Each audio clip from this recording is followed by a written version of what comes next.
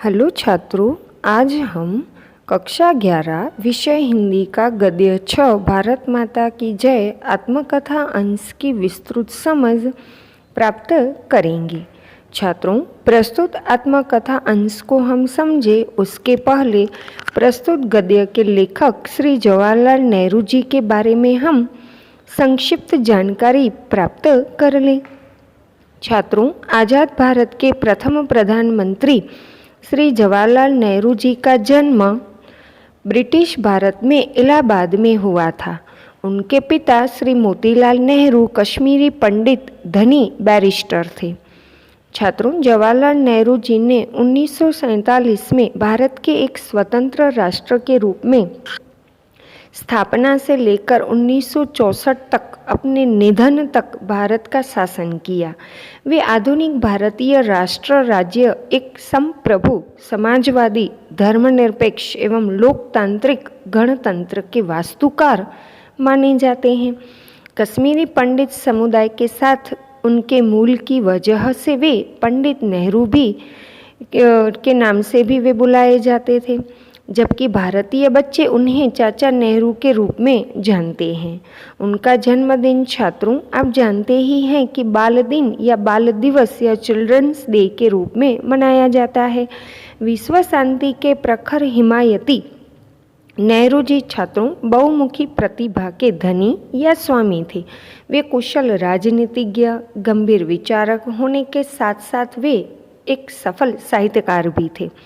छात्रों, पंडित नेहरू जी से संलग्न उपरोक्त जानकारी के बाद अब इस आत्मकथा अंश भारत माता की जय की बात करें तो प्रस्तुत अंश में पंडित नेहरू जी ने हमें भारत माता की जय नारी का विस्तृत अर्थ समझाया है, जिससे उनकी उदार विचारधारा एवं भारत प्रेम का परिचय प्राप्त होता है।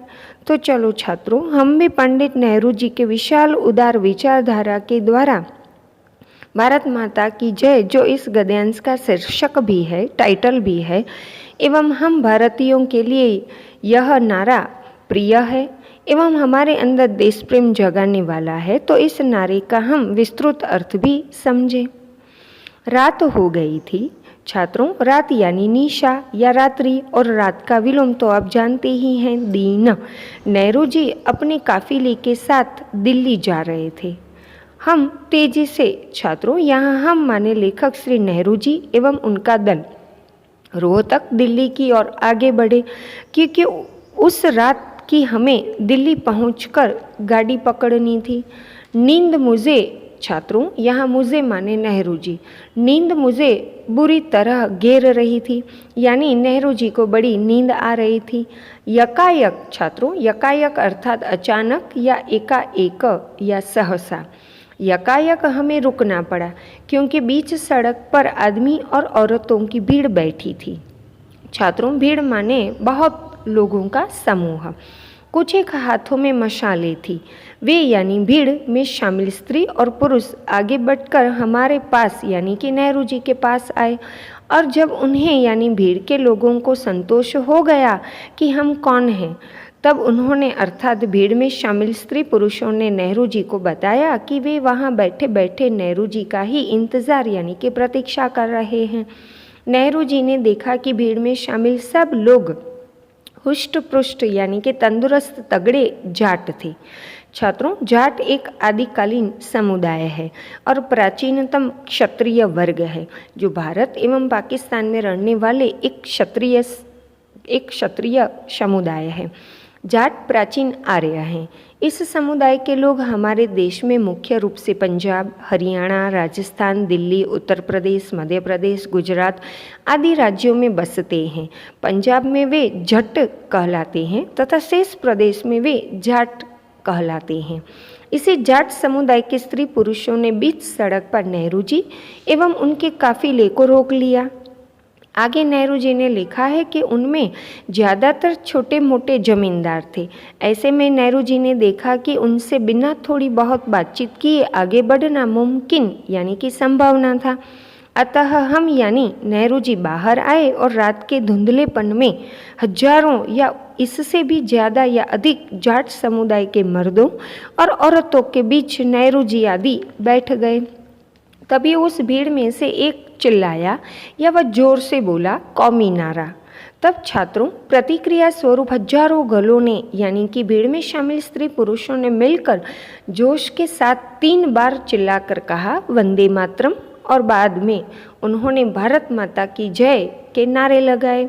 तभी नेहरू जी ने भीड़ को प्रश्न पूछा, यह सब वंदे मातरम एवं भारत माता की जय भला किस लिए है?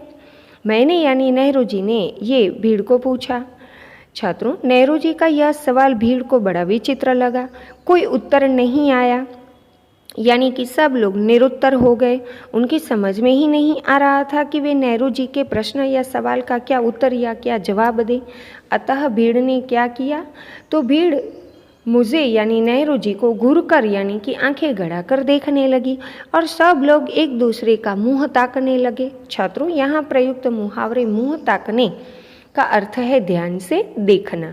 नेहरू जी ने देखा कि उनका यह सवाल तो भीड़ को उल्टे परेशानी में डाल दिया है। भीड़ की समझ में ही नहीं आ रहा था कि वे पंडित नेहरू जी को क्या जवाब दें। तब छात्रों, नेहरू जी ने सवाल दोहराया, रिपीट किया। उन्होंने भीड़ से कहा कि बोलिए, ये नारे लगाने से आपका क्या मतलब है? भारत माता की जय आदि नारे लगाने के पीछे या इस प्रकार नारेबाजी या सूत्रोच्चार के पीछे आपका क्या तात्पर्य है, क्या प्रयोजन है? नेहरू जी के द्वारा दूसरी बार भी सवाल पूछने के बावजूद भी भीड़ में से कोई जवाब नहीं मिला या कोई जवाब ही नहीं आया। सच तो यह है छात्रों कि हम भी कई बार भीड़ का हिस्सा बनकर बिना सोचे बिना जाने और जोश में सूत्रोच्चार या नारेबाजी करने लग जाते हैं, पर उसके पीछे का प्रयोजन या हेतु या सूत्र और नारे आदि का सही अर्थ या उनके बारे में विस्तृत जानकारी हमारे पास भी कई बार नहीं होती है। ठीक ऐसा ही हाल भीड़ में शामिल स्त्री पुरुषों का था, जो वंदे मातरम एवं भारत माता की जय का नारा तो लगा रहे थे, पर इस नारे का सही अर्थ शायद इन भोले भाले ग्रामीणों को पता नहीं था। अतः नेहरू जी के द्वारा 2 बार एक ही सवाल पूछे जाने पर भी भीड़ में से कोई जवाब ही नहीं आया। अतः उस जगह के अधिकारी कांग्रेस कार्यकर्ता कुछ खिन्न से हो रहे थे। छात्रों, यहाँ शब्द है खिन्न, और खिन्न यानी उदास, और खिन्न का विलोम है प्रसन्न या खुश या आनंदित। आगे नेहरू जी ने लिखा है कि उन्होंने हिम्मत करके सब बातें बतानी चाहिए, अर्थात वे लोग नेहरू जी के सामने अपनी मांगे एवं समस्याएं प्रस्तुत करनी चाहिए, पर नेहरू जी ने उन्हें ऐसा करने के लिए प्रोत्साहन ही नहीं दिया, बल्कि छात्रों, भीड़ को बेकाबू और उग्र होने से रोकने के लिए ही नेहरू जी भीड़ को नारेबाजी करने के पीछे की वजह पूछी एवं उस नारे का सही अर्थ बताने के लिए भी कहा। छात्रों, उम्मीद है कि प्रस्तुत आत्मकथा अंश के उपरोक्त पैराग्राफ आदि आप अच्छे से समझ गए होंगे। छात्रों, प्रस्तुत गद्यांश में दिए गए या उपरोक्त पैराग्राफ में दिए गए कठिन या अपरिचित शब्दों के अर्थ, उनके विलोम तथा प्रयुक्त मुहावरे आदि का अर्थ यहाँ इस प्रकार दिया गया है, जो आप ध्यान से देख लेना। छात्रों, प्रस्तुत आत्मकथा अंश के बाकी के गद्यांशों की समझ हम अगले ऑडियो से प्राप्त करेंगे।